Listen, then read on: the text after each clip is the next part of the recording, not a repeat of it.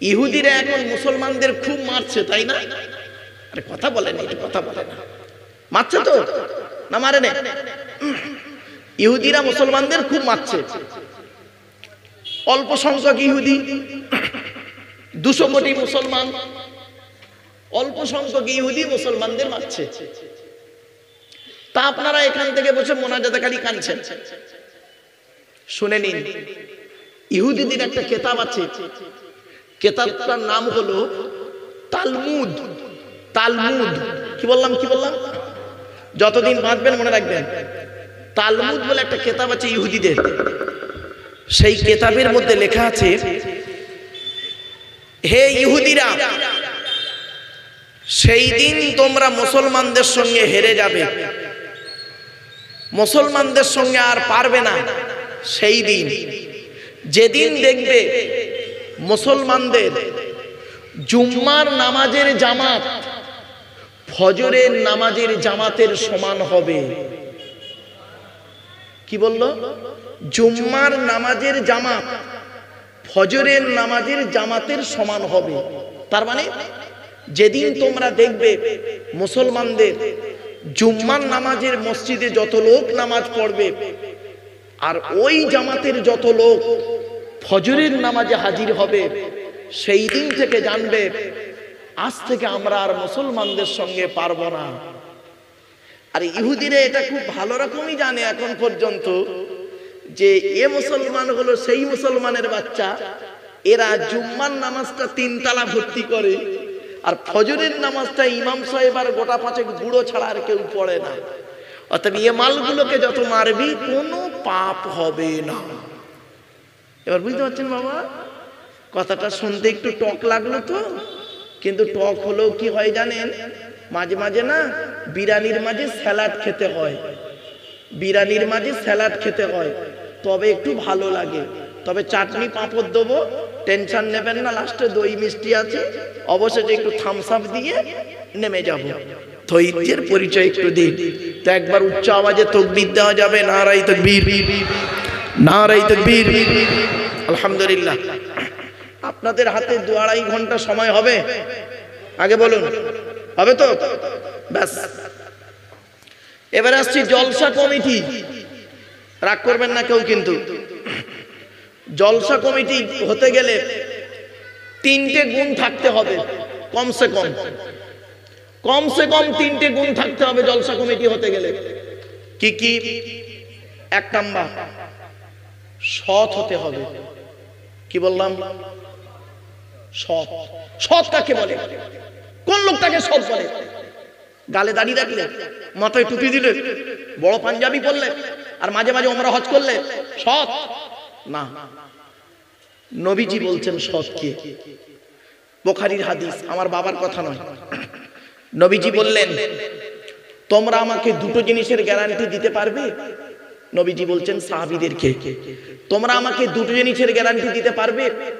সাহাবীরা বললেন, হে নবী, আমরা যদি আপনাকে 2টো জিনিসের গ্যারান্টি দিই, বিনিময়ে আপনি আমাদের কিছুর গ্যারান্টি দেবেন? নবী বললেন, হ্যাঁ। তোমরা যদি আমাকে 2টো জিনিসের গ্যারান্টি দাও, আমি তোমাদের জান্নাতের গ্যারান্টি দিয়ে দেব। সাহাবীরা বললেন, বলুন। বলুন দেখি 2টো জিনিস কি? জীবনে তো অনেক জিনিসের গ্যারান্টি দিয়েছি, তার 2টো জিনিস চান তো? বলুন। নবীজি বললেন, 1 নাম্বার, 2 ঠোঁটের মাঝখানে। কি বললাম? এই জিভের গ্যারান্টি দাও। হারাম খাবার খাওয়া থেকে জিভটাকে ঠিক করো, বাজে ভাষা বলা থেকে জিভটাকে ঠিক করো, পরনিন্দা পরচর্চা করা থেকে জিভটাকে ঠিক করো। 1 নাম্বার, 2 ঠোঁটের মাঝখানে জিভের গ্যারান্টি দাও। 2 নাম্বার, 2 রানের বীজখানে, 2 রানের বীজখানে লজ্জাস্থানের গ্যারান্টি দাও। 2 ঠোঁটের মাঝখানে, 2 রানের বীজখানে, এই 2টো জিনিসের গ্যারান্টি তোমরা আমাকে দাও, আমি তোমাদের জান্নাতের গ্যারান্টি দিয়ে দেবো। যান, এবার বাড়ি চলে যান। কেউ যদি বাড়ি যেতে চান চলে যান, দরকার নেই।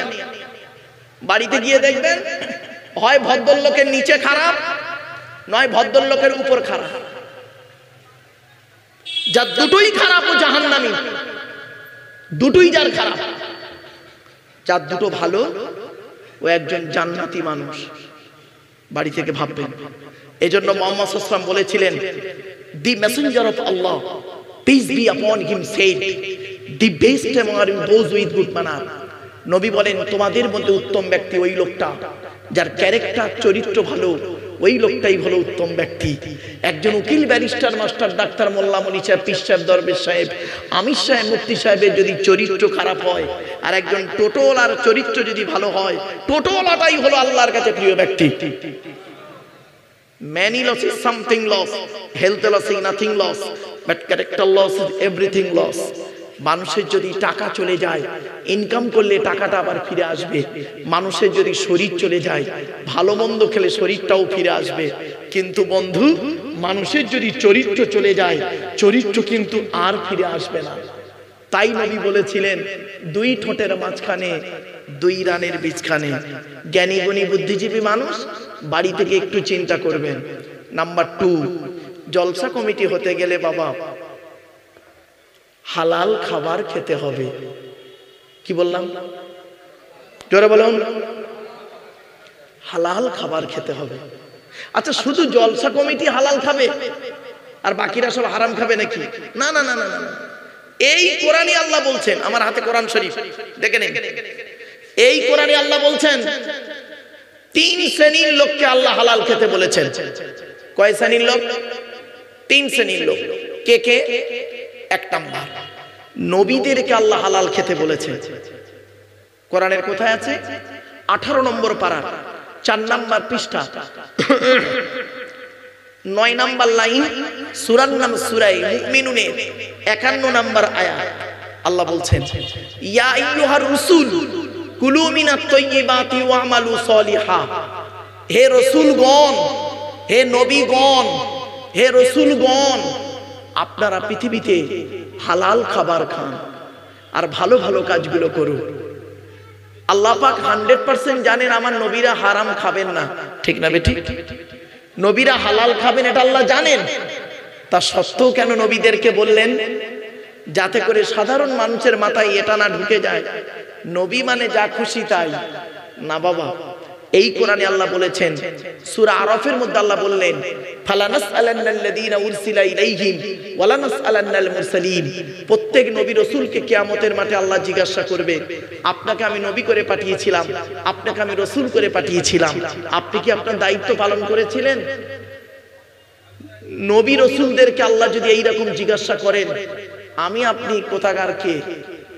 জ্ঞানী গুণী বুদ্ধিজীবী মানুষ বাড়ি থেকে একটু ভাববেন।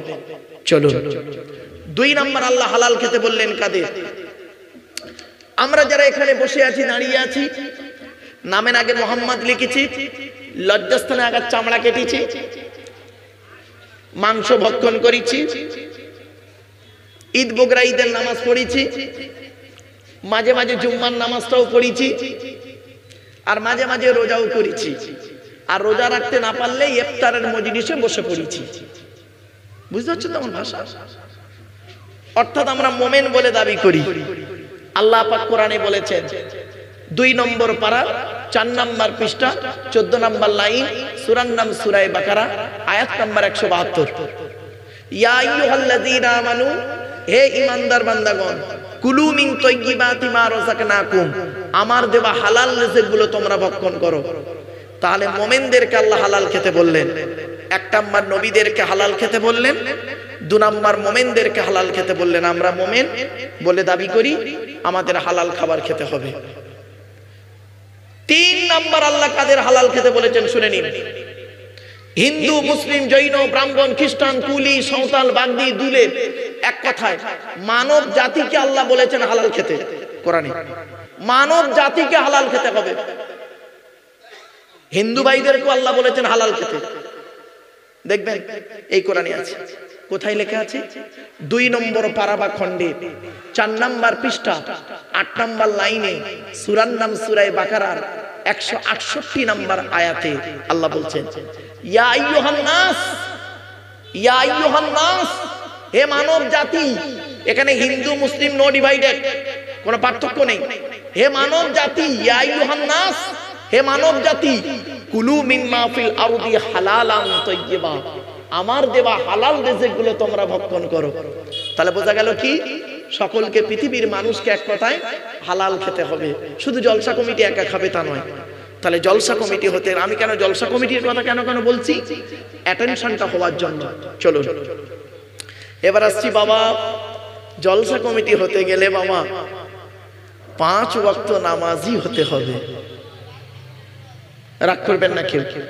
এই কোরআনে আল্লাহ পাক বলেছেন বিভিন্ন অ্যাঙ্গেলে নামাজের কথা 82 জায়গায়। কত জায়গায়? 82 জায়গায় নামাজের কথা আছে বিভিন্ন অ্যাঙ্গেলে এই কোরআনে। আর এই কোরআনে আছে 92 জায়গায় লেখাপড়ার কথা। কত জায়গায়? তা কোন সংখ্যাটা বেশি, 82 না 92? তাহলে লেখাপড়ায় পিছিয়ে কেন মুসলমান? কেন লেখাপড়ায় পিছিয়ে? এই গ্রামে অনেক মুসলিম আছে, অনেক মুসলিম আছে দেখবেন, যাদের বাড়িতে গিয়ে দেখবেন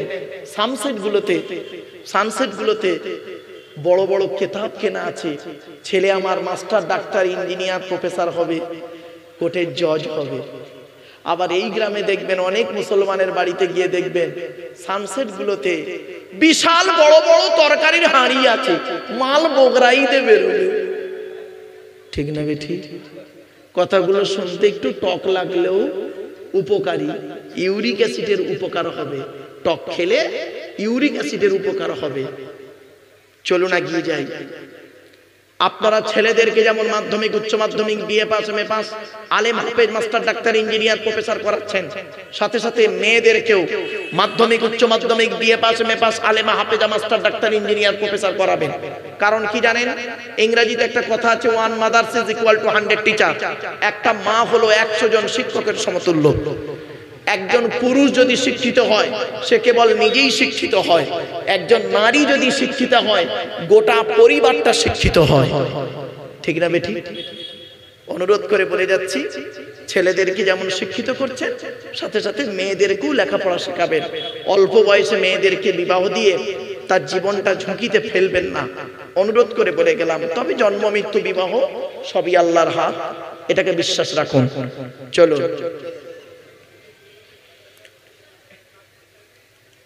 বক্তা বলেছি, কমিটি বলেছি, জলসা কমিটি বলেছি, মসজিদ কমিটি কিন্তু বলিনি। জলসা কমিটি আলাদা, মসজিদ কমিটি আলাদা, রেগে যাবেন না কেউ। আর যাকে তাকে মসজিদ কমিটি করবেন না, আপনাদের হাতে ধরে বলে যাচ্ছি, যাকে তাকে মসজিদ কমিটি করবেন না, গোনা হবে বলে দিচ্ছি। এই কোরআনে আছে মসজিদ কমিটি কে হবে, মসজিদ কমিটি কে হবে এই কোরআনে আছে। বলবো কি? বলবো? শোনেন বাপেরা, ছোট্ট একটা উদাহরণ দিই, বলুন তো দেখি। আপনাদের এই জুম্মা মসজিদে জুম্মার দিনে, কাল তো জুম্মার দিন, জুম্মার দিনে একজন মুসলিম যুবক ছেলে সাদা পায়জামা পাঞ্জাবি পরে, সাদা টুপি পরে, ছেলেটি জুম্মার নামাজ পড়তে উঠেছে মসজিদে, প্রচুর পরিমাণ বাংলা মদ খেয়ে। কি খেয়ে? বাংলা মদ খেয়ে ছেলেটি মসজিদে উঠেছে জুম্মার নামাজ পড়তে। এট ফার্স্ট আপনারা সর্বপ্রথম তাকে কি করবেন? বলুন না, একটু কথা বলুন না। বের করে দেবেন। ছেলেটি বের হতে না চাইলে মেরে বের করে দেবেন, জোর করে বের করে দেবেন। ছেলেটির অপরাধ কি? মদ হারাম খাবার, মসজিদ পবিত্র স্থান, হারাম খাবার খেয়ে পবিত্র স্থানে উঠেছে, তাই তাকে বের করে দিলেন। বের হতে চাইল না, মেরে বের করে দিলেন। সত্যি শিবদাসপুরের মানুষ কত ভালো মানুষ আপনারা। এ মুসলমান, মদখোরকে মসজিদ থেকে মেরে বের করে দিলেন, আর সুদখোরকে মসজিদের সেক্রেটারি বানিয়ে দিলেন। মদখোরকে মসজিদ থেকে মেরে বের করে দিলেন, জেনাখোরটাকে মসজিদের সভাপতি বানিয়ে দিলেন। আসলে আমরা এমন মানুষ না, নিজের পাপের বাটখারা দিয়ে অন্যের পাপ ওজন করি। আমার ভাষা বুঝতে পারছেন? বাটখারা বোঝেন? বাটখারা বোঝে বাটখারা বোঝেন তো? মানে নিজে পাপ করে করে পাপের একটা বাটখারা করে ফেলেছি। নিজের পাপের বাটখারা দিয়ে অন্যের পাপ ওজন করি। আমরা এমন মানুষ, নিজের পাপ ওজন করিনি কোনোদিন, নিজের পাপের বাটখারা দিয়ে অন্যের পাপ ওজন করি। আমরা এমন মানুষ, আমরা এমন মানুষ না দুধওয়ালা লোকের বাড়ি বাড়ি যায়, দুধ কিনে কেউ সহজে খেতে চায় না। মদওয়ালা দোকান দিয়ে বসে আছে, শিবদাসপুরে বলুন আর ওই নৈহাটিতে বলুন, মদওয়ালা দোকান দিয়ে নৈহাটিতে বসে আছে। ও মোটর সাইকেলে তেল পুড়িয়ে মদ কিনে খেয়ে মারামারি করে রোজার মাসে হাজি সাহেবের বেটা লকাবে চুম মেরে বসে আছে। দুধওয়ালা কোথায় গিয়েছিল? ওর বাড়ি গিয়েছিল, দুধ কিনে খায়নি। আমরা এমন মানুষ, আমরা এমন মানুষ না দুধওয়ালাকে বলি এই দুধে পানি দিসনি তো, আর মদে পানি ঢেলে খায়। আমরা এমন মানুষ না 100 টাকা চোরকে 100 টাকা চোরকে গাছে বেঁধে মারি, 100 টাকা চোরকে গাছে বেঁধে মারি, 1000 কোটি টাকার চোরকে 1000 কোটি টাকার চোরকে স্টেজে তুলে ফুলের তোড়া দিয়ে সংবর্ধনা জানিয়ে স্যালুট জানায়। 100 টাকা চুরি করেছে, তাকে গাছে বেঁধে মারি। বাড়ি থেকে ভাববে আমরা এমন মানুষ না, রাগ করবেন না কেউ, আমরা এমন মানুষ না চালনি বোঝেন? চালনি, চালনি আটা চালে কি বলেন? চালনি। ওই চালনির পিছনে ছিদ্র কটা? অগণিত ছিদ্র। আর সূচের পিছনে ছিদ্র কটা? একটা। ওইটা দেবে, এইটা লাগবে না তো, ওটাও থাকবে। আসলে আমি এদিক ওদিক করি তো, মাইকটা ভালো।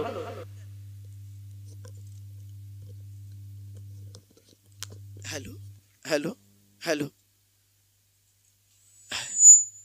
আমরা এমন মানুষ না, এবারে বুঝতে পারছেন আপনারা বাপেরা? হ্যালো, আচ্ছা চলুন একদম ধীরস্থির ভাবে শুনে নিন। ওয়াজটা কি জানেন? শুনে শুনে বুঝে প্র্যাকটিক্যাল করার নাম হলো ওয়াজ।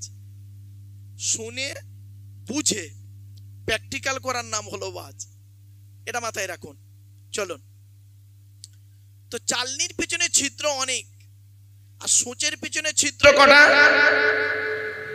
সূচের পিছনে ছিদ্র কটা বলুন না? একটা। তো চালনি একদিন সূচকে বলছে, কে বলছে? কে বলছে? চালনি একদিন সূচকে বলছে তোর পিছনে ছিদ্র কেন রে? তা সূচ কি উত্তর দেবে? এখানে বসে বসে ভাবুন, চালনি সূচকে বলছে তোর পিছনে ছিদ্র কেন, তা সূচ কি উত্তর দেবে? আমার তো একটা, আর তোরটা দেখ 1000টা। বাড়ি থেকে ভাববেন, মাইকের সামনে এসে কিছু বলে দেবার নাম বক্তা নয়। মনে রাখবেন, 3টে জিনিস কোনোদিন ব্যাকে আসে না, সব সময় সামনের দিকে যায়। 1 নাম্বার, ধনুক থেকে তীরটা বের হয়ে গেলে ওই তীরটা আর কোনোদিন ব্যাকে আসে না। 2 নাম্বার, দেহ থেকে আত্মাটা বের হয়ে গেলে ওটা আর পৃথিবীতে রিটার্ন দেওয়া হয় না। 3 number, it is very very important, জবান থেকে কথা বের হয়ে গেলে ওটা আর কোনোদিন ব্যাকে আসে না। বাবা, 1 ঘন্টা লেকচার দিতে গেলে 3 ঘন্টা স্টাডি করতে হবে, পড়াশোনা করতে হবে। এত সহজ জিনিস নয়। পৃথিবীর সব থেকে কঠিন কাজ কি জানেন? MA সেকেন্ড ইয়ারের স্টুডেন্টদেরকে সেদিন পড়াতে পড়াতে একটা প্রশ্ন করেছিলাম, বলতো দেখি পৃথিবীর সব থেকে কঠিন কাজ কি আর পৃথিবীর সব থেকে সহজ কাজ কি? তাই স্টুডেন্টদের যেমন ব্রেন বলছে, স্যার পৃথিবীর সব থেকে কঠিন কাজ তো মারাত্মক জিনিস। আমি বললাম, শোন, পৃথিবীর সব থেকে কঠিন কাজ হলো, শুনে নিন, আত্মসমালোচনা করা, নিজেকে নিয়ে সমালোচনা করা, আত্মসমালোচনা করা। এটা খুব কঠিন কাজ, আর এটা করলে নেকি হয়, নেকি হয়। এটা খুব কঠিন কাজ। পৃথিবীর সব থেকে কঠিন কাজ হলো আত্মসমালোচনা করা। আর পৃথিবীর সব থেকে সহজ কাজ কি জানেন? পর সমালোচনা করা। অন্যের সমালোচনা করা, এটা করলে গোনাহ হয়। বাড়ি থেকে একটু ভাববেন। অনুরোধ করে আপনাদের বলে যাচ্ছি, বাপ এত কষ্ট করে জলসা দিচ্ছেন, প্রচুর পরিমাণ রাস্তায় লোক ছিল, আমি তো ভেবেছিলাম প্যান্ডেল মনে হয় খুলে ফেলতে হবে, কিন্তু এসে দেখলাম যতটা আকাশ গর্জন করে ততটা বৃষ্টি হয়নি। তবে জানি আল্লাহর রহমত, বৃষ্টি হবে, ঠিক টাইম হোক, বৃষ্টি ঠিক হবে আল্লাহর রহমতে। তো আমার বাপেরা, অনুরোধ করে বলে যাচ্ছি, মসজিদ কমিটি হতে গেলে 5টা গুণ থাকতে হবে, এই কোরআনে আল্লাহ বলেছেন। কোথায় আছে? 10 নম্বর পারার 8 নম্বর পৃষ্ঠা 9 নম্বর লাইনে সূরার নাম সূরায়ে তাওবার 18 নম্বর আয়াতে আল্লাহ বলছেন, ইন্নামা ইয়ামুরু মাসাজিদাল্লাহ মান আমানা বিল্লাহ ওয়াল ইয়াউমিল আখির ওয়া আকামাস সালাত ওয়া আতাজ যাকাত ওয়া লাম ইয়াখশা ইল্লাল্লাহ ফাসা উলাইকা আন ইয়াকুনু মিনাল মুহতাদিন। সহজ সরল বাংলা মানেটা কি? আল্লাহ বলছেন মসজিদের দায়িত্ব তারাই নেবে যাদের মধ্যে 5টা গুণ থাকবে। 1 নাম্বার মান আমানা বিল্লাহ, যে ব্যক্তি 100% আল্লাহকে বিশ্বাস করবে। 2 নাম্বার ওয়াল ইয়াউমিল আখির, যে ব্যক্তি 100% কিয়ামতকে বিশ্বাস করবে। 3 নাম্বারটা খুব ইম্পর্টেন্ট, কি? ওয়া আকামাস সালাত, 5 ওয়াক্ত নামাজ আদায় করবে। ও বাবা, অনেক মসজিদ আছে, তার কমিটিরা অনেকে আছে 5 ওয়াক্ত নামাজ পড়ে না, ঠিক না বেঠিক? 4 নাম্বার হলো ওয়া আতাজ যাকাত, যদি অর্থ যাকাত ফরজ হয় যাকাত আদায় করতে হবে, গরিব হলে আদায় করতে হবে না। 5 নাম্বারটা কি? ওয়ালাম ইয়াখশা ইল্লাল্লাহ, আল্লাহ ছাড়া কাউকে ভয় করবে না। এই 5টা গুণ যার মধ্যে থাকবে, ওই ব্যক্তি মসজিদ কমিটি হওয়ার যোগ্য ব্যক্তি। জ্ঞানী গুণী বুদ্ধিজীবী মানুষ, আলোচনার শুরুতেই কথাগুলো বলে নিচ্ছি যাতে করে কোনো ফ্যাকড়া যেন না থাকে, সেজন্য আলোচনার শুরুতেই টুকটুক করে বলে নিলাম। তো বক্তা হলো, কমিটি হলো, এবার আসছি শ্রোতা। শ্রোতা হতে গেলে আপনাদের 3টে জিনিস লাগবে। কটা বাবা? 3টে জিনিস লাগবে। শুধু এখানে এসে বসলেই শ্রোতা নয়, 3টে জিনিস লাগবে শ্রোতা হতে গেলে আপনাদের। কি কি? 1 নাম্বার শরীর পাক। কি বললাম? শরীর পাক। তো এখানে যারা বসে আছেন, দাঁড়িয়ে আছেন, আশা করি আপনাদের শরীর প্রত্যেকের পাক আছে। তবে এখন হয়তো অনেকের ওযু নাও থাকতে পারে, কিন্তু শরীরটা কি? পাক আছে। আপনারা দয়া করে সেগুলো শোনার চেষ্টা করবেন। আপনাদেরকে হাতে ধরে বলছি, হাত দুটো জড়ো করে বলছি আপনাদেরকে, জলসা যখন দেবেন 3টে জিনিসকে ঠিক রাখবেন। কটা কটা কটা আমার সঙ্গে কথা বলতে হবে, রেসপন্স করুন। 3টে জিনিসকে ঠিক রাখবেন। 1 নাম্বার হলো বক্তা, 2 নাম্বার হলো কমিটি, 3 নাম্বার হলো শ্রোতা। বক্তার কি দেখবেন? বক্তার 2টো জিনিস দেখবেন। 1 নাম্বার দেখবেন বক্তাটি সত্যিকারের আলেম কিনা। কি বললাম? সত্যিকারের আলেম কিনা, এডুকেটেড পারসন কিনা, শিক্ষিত মানুষ কিনা। শুধু আলেম হলে হবে না, বক্তাটির আমল আছে কিনা, বক্তাটি 5 ওয়াক্ত নামাজ পড়ে কিনা, রমজান মাসে রোজা রাখে কিনা, বক্তাটা তার পিতামাতার ভাত দেয় কিনা, বক্তাটি তার ছেলে মেয়ের দায়িত্ব পালন করে কিনা, বক্তাটি তার স্ত্রীর সঙ্গে ভালো আচরণ করে কিনা, বক্তাটি তার ভাই বোনের হক আদায় করে কিনা, বক্তাটির চরিত্রটা ঠিক আছে কিনা। আমি বলিনি, আল্লাহ নবী কি বলছে দেখি। নবী বললেন, কুন আলিমান, হাক্কানি আলেম হও। হাক্কানি আলেম যদি হতে না পারো, আও মুতাআল্লিমান, হাক্কানি আলেমের ছাত্র হও। তাও যদি সুযোগ না পাও, আও মুস্তামিয়ান, হাক্কানি আলেমরা যেটা বলে মনোযোগ সহকারে শ্রবণ করো, আমল করো। তাও যদি সুযোগ না পাও, আও মুহিব্বান, হাক্কানি আলেমদেরকে অন্তর দিয়ে ভালোবাসো। ওয়ালা তাকুন খামিসান ফাতুহলিকু, 5 নাম্বারটা হতে যেও না, ক্ষতিগ্রস্ত হয়ে যাবে। আমার বাপেরা, করজোড়ে কথাটা বললাম আপনাদেরকে। এবার আসছি হাক্কানি আলেমকে। কোন লোকটাকে আপনারা হাক্কানি আলেম বলবেন? আল্লাহ নবী বলছেন, আল্লাহু আজওয়াদু জুদান ওয়া আনা আজওয়াদু বানি আদম ওয়াজাদুহুম বাদি রাজুলুন আলিমা ইলমান ফানাশরাহু ইয়াতি ইয়াউমাল কিয়ামাতি আমিরান ওয়াহিদা। আল্লাহ নবী বলেন, আল্লাহ হলেন সবথেকে বড় দাতা, আল্লাহর পরে বড় দাতা হলাম আমি মুহাম্মদ সাল্লাল্লাহু আলাইহি ওয়াসাল্লাম। আমার পরে বড় দানশীল ব্যক্তি হলো ওই আলেম যে ইলিম অর্জন করেছেন, ইলিম মোতাবেক নিজে চলেছেন, সমাজের মানুষকে বলেছেন, তার ইলিম থেকে মানুষ উপকৃত হতে পেরেছে। ওই শ্রেণীর আলেমগুলোকে কিয়ামতের মাঠে আল্লাহ এক একটা দলের আমির করে তুলবে। কি ভাবলেন বাপেরা? কথাগুলো একটু মাথায় রাখুন।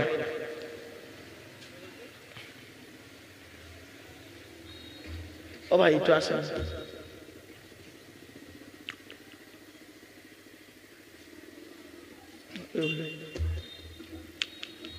ঘড়িটা নামিয়ে দেন তো।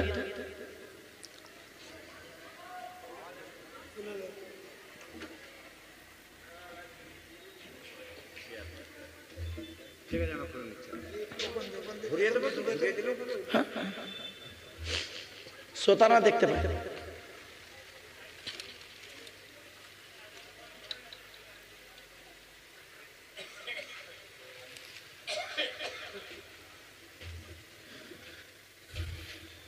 কেন ঘড়িটাকে উল্টালাম জানেন?